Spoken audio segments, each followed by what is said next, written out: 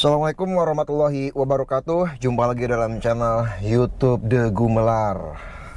Terima kasih banyak buat teman-teman yang udah selalu hadir dan selalu menonton di channel YouTube The Gumelar.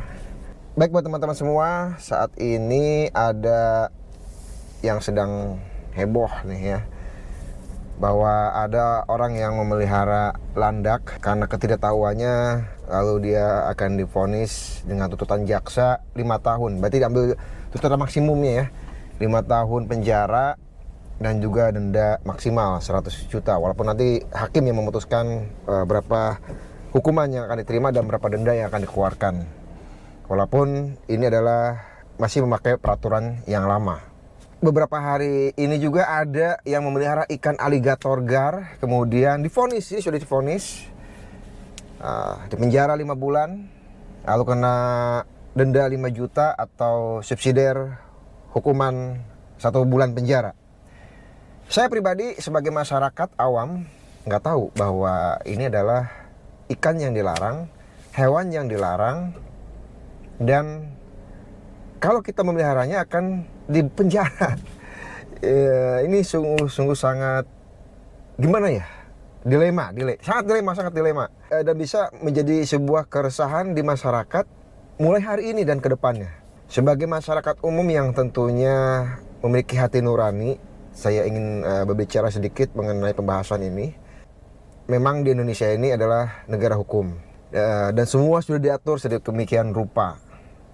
Namun ada satu hal yang mesti diingat, bahwa apakah hukum ini masih relevan dengan keadaan kita saat ini. Hukum ini adalah sebuah dasar, tapi ingat, hukum diakibatkan oleh politik juga. Di luar hal itu, konteksnya kembali kepada permasalahan masyarakat yang tidak tahu peraturan. Tiba-tiba dia ditangkap, tiba-tiba dia dipenjara, divonis, hingga harus menanggung beban keluarga yang malu, dianya stres. Masyarakat ini yang dijatuhi hukuman ini kena sanksi sosial dari masyarakat. Yang sangat dilema adalah jika kita dibandingkan dengan kasus-kasus yang lain. Walaupun saya nggak mau ini apple to apple ya. Kalau kita ada bicaralah contoh kasus narkoba, orang yang narkoba belum tentu akan dipenjara, dia akan direhab dulu. Ya, kalau dia memang tidak sengaja memakai, atau korban yang direhab dahulu terhadap korban tertentu yang dengan kriteria dan syarat tertentu. Nah, walaupun bukan apple to apple, ketika saya melihat kasus ikan aligator, kemudian kasus landak ini, saya sangat menyayangkan sikap agresif. Memang penegak hukum tidak terlalu salah karena menjalankan aturan yang dikeluarkan oleh pemerintah. Ya, aturan perlindungan hewan, aturan tentang ikan-ikan yang dilarang. Para penegak hukum ketika ingin menangkap orang yang memelihara ikan aligator, jangan langsung ditangkap, Pak. Kasih pengertian dulu, kasih sosialisasi dulu, kasih teguran dulu. Karena banyak benar masyarakat yang nggak tahu tentang peraturan ini. Kalau sudah 1, 2, 3 kali teguran, dia tidak melakukan perbaikan, baru bolehlah dikasih penegakan yang lebih berat, atau mungkin ditangkap, atau mungkin dikurung dan sebagainya. Tapi jangan langsung ditangkap, ya. Kasih pengertian dulu. Karena kita di sini sangat tahu masyarakat umum kurangnya sosialisasi peraturan mengenai hal ini. Akhirnya saya baca di Google, ternyata di Google tuh memang ada peraturan perundangan yang menyatakan bahwa ikan aligator ini dilarang. Dan itu di undang-undangnya tidak ada nama ikan aligator. Di undang-undangnya tidak ada nama ikan aligator gar. Yang ada adalah ikan yang bisa merusak ekosistem kawasan yang ada di Indonesia. Di undang-undangnya itu yang hanya diatur ikan-ikan yang bisa merusak ekosistem Indonesia. Undang-undang itu adalah Undang-Undang Nomor 45 Tahun 2009. Dan nama-nama ikan yang dilarang itu adanya di Peraturan Menteri Kelautan dan Perikanan Nomor 41 Tahun 2014. Jadi Kementerian Kelautan dan Perikanan lah yang membuat klasifikasi ikan-ikan mana saja tidak boleh dipelihara, yang boleh dipelihara, dan yang tidak boleh dikembangbiakan. Kalau kita harus memelihara, ada izin dahulu, mengajukan izin. Nah, di sini masyarakat nggak ada yang tahu bagaimana proses perizinannya, melalui apa mekanismenya, apakah harus melalui OSS, apakah harus melalui Dinas Perikanan atau Peternakan yang ada di wilayah kota, kabupaten, atau provinsi. Masyarakat nggak ada yang tahu. Apalagi kalau saya lihat dari dua kasus ini, saya lihat adalah masyarakat yang notabene pengetahuannya sangat minim. timbul sebuah pertanyaan dalam benak saya dan juga mungkin masyarakat yang ada pada umumnya. Apakah peraturan ini masih relevan untuk kondisi yang ada saat ini di Indonesia? Ini peraturan tahun 2014. Mungkin ada peraturan-peraturan yang terbaru yang mungkin juga belum disosialisasikan. Bisa membuat peraturan, perundangan yang kemudian disahkan oleh DPR atau DPRD. Lalu kemudian dijadikan sebuah acuan baku hukum yang akan dilaksanakan oleh para penegak hukum. Namun di sini minimnya adalah kurangnya sosialisasi ikan-ikan apa saja yang dilarang dipelihara oleh masyarakat Indonesia. Karena saat ini sedang ngetren bener orang hobi pelihara ikan predator, orang hobi pelihara megatank. Sebenarnya kalau saya lihat urus ekosistemnya di mana gitu.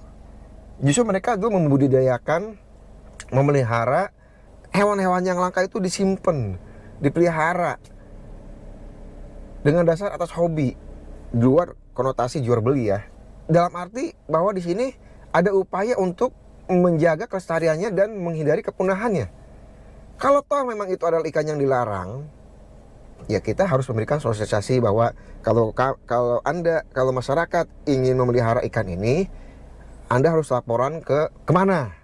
Kemudian harus dilihat secara berkala apakah ketika misalkan contoh adalah seorang memelihara ikan aligator, harus kemana nih? Kalau dia ingin memelihara ikan aligator ini, mungkin karena sudah dikasih orang, mungkin sayang karena sudah terlanjur punya, mungkin sayang karena sudah dia pelihara dari kecil hingga besar. Kalau dibuang kasihan, kalau dimatiin juga kasihan, kalau dibuang juga akan merusak ekosistem. Ya otomatis kalau memang harus ada perizinannya, kemana perizinannya ini? Karena masyarakat awam tidak ada yang tahu. Kalau kita yang sudah bisa internetan, bisa googling, itu oke, kita bisa cari. Tapi kalau saya cari juga masih agak sulit, sangat sulit. Kemana kita harus melakukan perizinan ketika kita melihara ikan aligator? Kemudian adakah dari dinas terkait yang akan datang ke rumah kita untuk melakukan pengawasan? Kemudian kalau kita sudah melakukan izin, apakah ada perpanjangan atau kan ada pembinaan?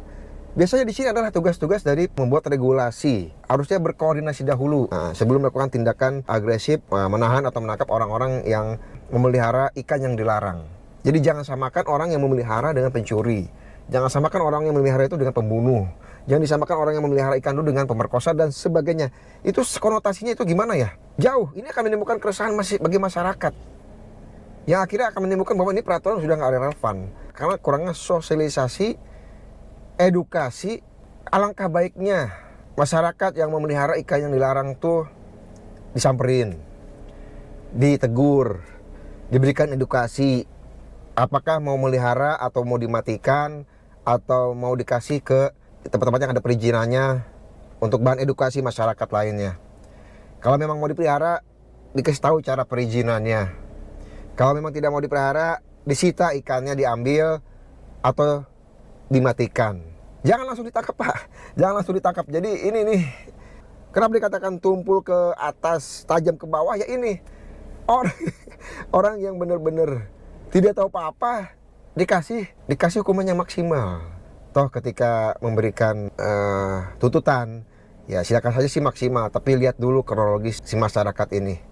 Apakah dia tahu, tidak tahu, apakah ini masih relevan undang-undangnya, walaupun memang harus baku ya perundang-undangan. Kita tidak bisa menyalahkan juga 100% pihaknya menuntut karena memang peraturannya berlaku. Yang memberikan keputusan, ya silakan dilihat apakah peraturan ini masih sesuai dengan masyarakat yang ada pada saat ini. Apakah memang dia itu menimbulkan kerusakan ekosistem? Kalau selama memang tidak menimbulkan kerusakan ekosistem, di mana letak kesalahannya? Bahwa banyak sekali masyarakat yang hanya memelihara di akuarium, di kolam, dan itu tidak merusak ekosistem. Yang ada dia hanya memelihara. Kalau memang hal-hal yang seperti itu harus ada izin, ya dikasihlah. Silakan diikuti prosedur sidangnya, tapi jangan langsung dipenjara.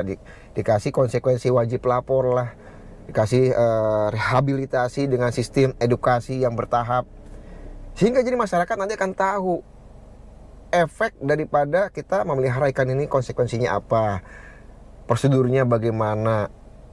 Ketika sekarang orang tahu bahwa memelihara ikan aligator akan dipenjara 5 bulan, dikasih denda 5 juta, pasti banyak orang yang sekarang ini memelihara ikan aligator dibuang. ke sungai, ke rawa dan sebagainya, yang otomatis efeknya akan merusak lingkungan ekosistem.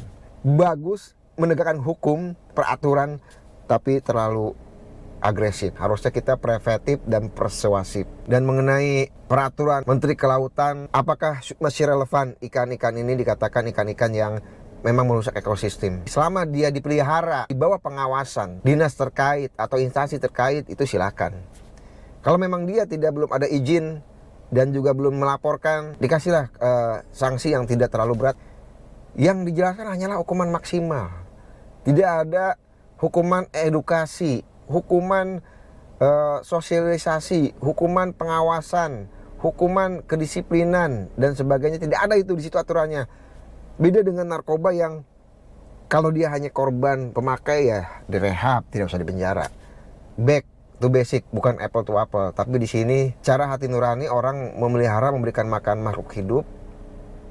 Tidak ada unsur merusak ekosistem. Toh boh ya jangan dikasih hukuman maksimal. Ya, disinilah peraturan Menteri Kelautan dan Perikanannya diberikan penjabaran yang lebih detail. Banyak ahli-ahli hukum, ahli-ahli satwa yang bisa memberikan masukan bagaimana agar bisa tetap menjaga ekosistem tapi tidak merugikan masyarakat. Masyarakat yang memelihara ikan yang dilarang atau ikan-ikan langka itu sebenarnya mengurangi beban pemerintah. Kalau pemerintah tidak punya daya tampungan, di sini kan teman-teman mungkin tahu ya, banyak hanya swasta yang bisa menampung hewan-hewan langka, satwa-satwa langka. Dan itu butuh APBD, APBN, butuh biaya besar. Yang kita tahu nih saat ini, penampungan hewan langka, hewan-hewan yang dilindungi, itu banyaknya pihak swasta. Pengelola-pengelola dari pihak pemerintah seperti Perhutani, mungkin juga Menteri Kelautan dan Perikanan, Peternakan punya penampungan dan juga punya tempat-tempat wahana edukasi seperti taman mini dan sebagainya. Itu kan butuh biaya, butuh APBN, butuh APBD dan sebagainya. Itu kan ada beban negara yang harus dikeluarkan untuk merawat, mengurus hewan langka, hewan yang dilarang. Kenapa tidak membuat peraturan bahwa silakan memelihara hewan yang dilarang sebagai sebuah penyelesaian untuk mengurangi beban APBN negara, tapi di bawah pengawasan negara, yaitu dengan dikeluarkannya perizinan yang jelas, SOP-nya perizinan bagaimana, apakah harus melalui OSS atau bisa hanya rekom saja, kemudian bagaimana cara pemeliharaannya, persyaratan tempatnya, kemudian pengawasannya dan pelaporannya, silakan dibuat, dan kalau udah dibuat, please tolong diberitahukan ke masyarakat. Jangan sampai masyarakat yang nggak tahu tiba-tiba kena efeknya ditangkap dan dipenjara. Jangan sampai juga udah buat peraturan hanya disimpan, taruh di internet, tidak ada sosialisasi. Manusia itu kan dari kecil sampai besar dia akan berganti, silih berganti. Kalau nggak ada sosialisasi ya orang nggak akan tahu. Nah disinilah pentingnya manfaat media sosial. Punya media sosial, punya website, punya YouTube, punya TikTok, punya Instagram. Berikan edukasi. Ikan ini adalah ikan yang dilarang, hewan ini adalah hewan yang dilarang. Kalau mau dipelihara, silakan ikuti prosedurnya. Tapi kalau yang satu ini, hewan ini memang tidak bisa dipelihara oleh masyarakat. Harus ada standar mutunya dan sebagainya. Regulasinya harus diperbaiki. Kalau memang Indonesia ingin maju, berikan kesempatan masyarakat memelihara, ya, membantu mengurangi biaya APBN dan APBD negara, tapi dalam pengawasan dari negara. Mudah-mudahan kasus 2 ini tidak bertambah dan menjadikan edukasi buat masyarakat. Walaupun sekarang orang mulai mencari, oh ikan ini dilarang, ikan ini tidak dilarang. Tapi adalah pasti efeknya. Orang yang udah terlanjur memelihara, saking ketakutannya dia buanglah ke rawa, dia buanglah ke sungai, dia buanglah ke laut yang ada di Indonesia. Karena apa? Kalau dimatiin dia kasihan. Ada unsur psikologis batinnya yang akan bertentangan ketika ingin membunuhnya atau membuangnya. Pasti akan dibuang ke ekosistem. Jadi efek daripada 2 kejadian ini pasti banyak hewan atau ikan yang dilarang dibuang sembarangan. Itu yang sangat mengerikan. Ini hanya sebuah pelajaran dan mudah-mudahan video ini juga bukan sebagai wahana pengkritik tapi sebagai wahana edukasi kita bersama bahwa ada peraturan yang harus diikuti, ada peraturan yang sudah nggak relevan, Ada peraturan yang nggak harus diikuti secara maksimal, ada juga masyarakat yang harus mengetahui dan belajar. Jadi semuanya harus saling belajar. Masyarakat harus belajar, harus mengkoreksi peraturannya, bisa lebih bijaksana, lebih mengedukasi masyarakat. Hukum itu dibuat adalah untuk membuat semuanya menjadi tentram dan teratur, bukan untuk membuat masyarakat menjadi resah, gulana, dan gelisah. Mudah-mudahan bisa bermanfaat. Sampai jumpa di video The Gumelar selanjutnya. Wabillahi taufiq wal hidayah. Wassalamualaikum warahmatullahi wabarakatuh. Salam sukses selalu.